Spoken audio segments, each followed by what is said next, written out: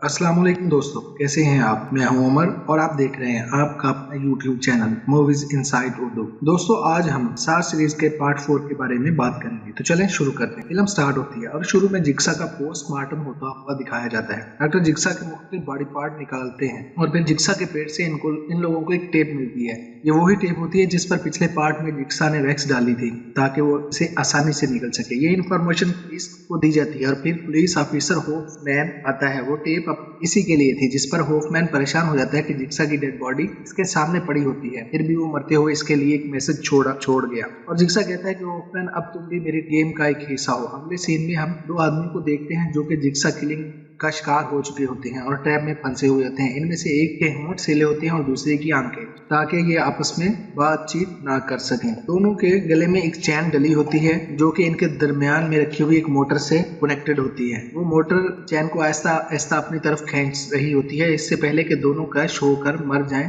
इन्हें आजाद था और इन दोनों के ट्रैप की चाबियां एक दूसरे के पीछे लगी हुई थी। फिर एक बंदा दूसरे को मारकर चाबी ले लेता है और खुद को आजाद कर लेता है। तभी पुलिस ऑफिसर जिक्सा की जगह पर जाते हैं जहां वो पहले हुआ करता था। वहां पर इन लोगों को लेडी पुलिस ऑफिसर एलिसन की डेड बॉडी मिलती है। इसके बाद हम दो डिटेक्टिव को देखते हैं जो जिक्सा का केस इन्वेस्टिगेट करने आए होते हैं।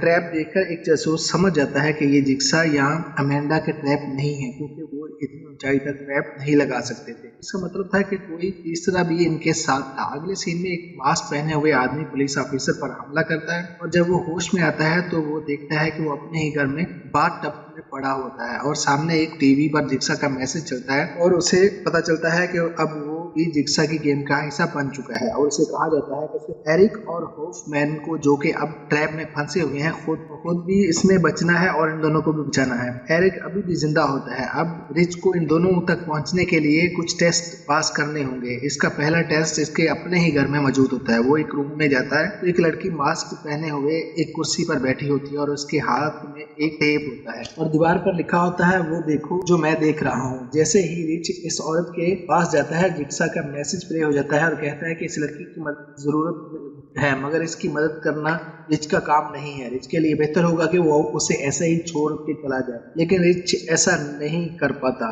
और आकर इसका मास्क हटा देता है। तभी ट्रैप एक्टिव हो जाता है और देखते ही देखते लड़की के कुछ पार्ट्स कटना शुरू हो जाते हैं और जैसे तैसे करके रिच इस लड़की की जान बचा लेता है। लेकिन लड़की आजाद होते ही रिच पर हमला कर देती है, क्योंकि इसके पास जो टेप था इसमें जिक्सा ने उसे बताया था कि रिच उसे गिरफ्तार करने आ रहा है और अगर कैद से बचने के लिए उसे रिच को मारना होगा। फिर रिच उसे मार डालता है, फिर अपने अगले टेस्ट की तरफ बढ़ जाता है और पुलिस भी रिच के घर पहुंचती है और वहां पर उनको काफी सारे सबूत मिलते हैं और ये काम जिक्सा ने किया होता है इनको फंसाने के लिए। और वहीं पर इनको इस लड़की की लाश भी मिल जाती है जिसे रिच ने मारा होता है। फिर ये लोग समझते हैं कि रिच भी जिक्सा की गेम का हिस्सा है। वो वहीं पर इन लोगों को जिक्सा की साहब का बीवी मिलती है और ये लोग इससे इन्वेस्टिगेशन करने लग जाते हैं। एक होटल में पहुंच जाता है और उसे एक टेप से पता चलता है कि होटल का मैनेजर एक अच्छा इंसान नहीं है और उसने बहुत सी लड़कियों के साथ ज्यादती भी की होती है। फिर वहीं उसे इस मैनेजर के क्राइम की वीडियोस और पिक्चर भी मिलती है, जिसे देखकर रिच को गुस्सा आ जाता है और वो मैनेजर को ट्रैप में फंसा देता है। और फिर मैनेजर को इस ट्रैप से निकलने के लिए मुकर्रर वक्त में अपनी दोनों आंखों को फोड़ना होता है, लेकिन टाइम के पूरे होते हुए वो सिर्फ एक ही आंख को फोड़ पाता है और फिर ट्रैप एक्टिव हो जाता है और इसके हाथ पांव इसकी बॉडी से अलग हो जाती है और इसकी मौत हो जाती है। जिक्सा की साहब बीवी बताती है कि वो एक सिविल इंजीनियर था और एक बड़ी कंपनी के साथ पार्टनरशिप क्लिनिक पर जॉब करती थी। फिर एक दिन वो जिक्सा के साथ थी और अपना क्लिनिक बंद करके जा रही थी। तभी वहां पर एक चोर आ जाता है जो चोरी करके भागने लगता है तो दरवाजा जिक्सा की वाइफ के पेट पर लगता है, जिससे इसका मिसकैरेज हो जाता है और फिर जिक्सा इसको तलाक दे देता है। और फिर होटल को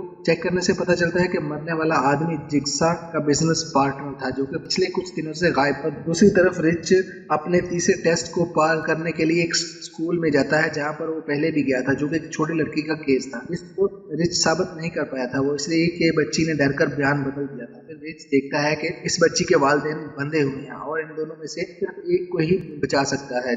जहाँ जिक्सा रिच को एक नोट के जरिए समझाता है कि सेव एज आई सेव, इन लोगों को इसी हाल में छोड़कर आगे बढ़ जाओ। मगर यहाँ भी रिच इस बात को इग्नोर कर देता है और इस बच्ची की मां की जान बचा लेता है। फिर पुलिस ऑफिसर स्कूल में भी पूछताछ के लिए आते हैं और स्कूल के एक रूम में जिक्सा के पपट को देखते हैं। क्रेग पहुंचने पर इसमें से ब्लास्ट हो जाता है जिससे लेडी पुलिस वाली जख्मी हो जाती है। तो जिक्सा की वाइफ बताती है कि स्ट्रेस होने की वजह से जिक्सा ने अपने पार्टनर के साथ काम करना बंद कर दिया था और जब जिक्सा को पता चलता है कि उसे कैंसर है तो वो खुदकुशी करने की कोशिश करता है जिससे जिक्सा बच जाता है। बस फिर इसके बाद से ही उसने जिक्सा किलिंग शुरू कर दी। और फिर हम एरिक को देखते हैं जिसे एक बहुत बड़े आइस ब्लॉक पर लटकाया गया होता है और वहीं होफमैन को भी बांधा गया होता है। यहाँ ट्रैप ये था कि अगर एरिक इस ब्लॉक से स्लिप हो जाता है या वो मेल्ट हो जाता है, एरिक फांसी लगने से मारा जाएगा और इलेक्ट्रिक चार्ज से होफमैन भी मारा जाएगा। फिर वहां पर हम जिक्सा के बिजनेस पार्टनर आरक प्लान को वहां देखते हैं। आरक प्लान जिक्सा का